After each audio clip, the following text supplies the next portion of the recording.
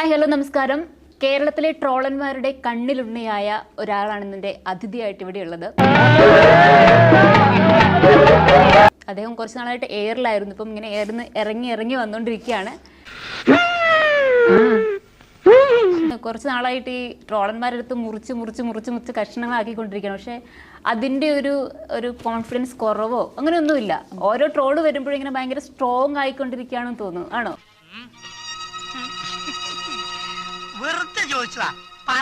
എന്തായാലും നല്ല ക്യൂട്ട് ലുക്കിലാണ്.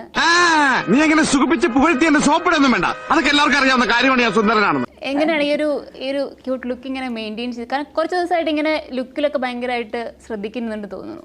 ജന്മനാ എന്റെ മുഖം അങ്ങനെയാ, അസൂയ. ആ ട്രോള് കിട്ടിയിട്ടും ഞാൻ പറച്ചിൽ നിർത്തുന്നില്ല. അപ്പൊ ആൾക്കാർ പറയാൻ തുടങ്ങി ഞാൻ മേണച്ച് ട്രോള് കിട്ടാൻ വേണ്ടി ചെയ്യാണെന്ന്. അപ്പൊ ഞാനൊന്നും ചെയ്യണില്ല.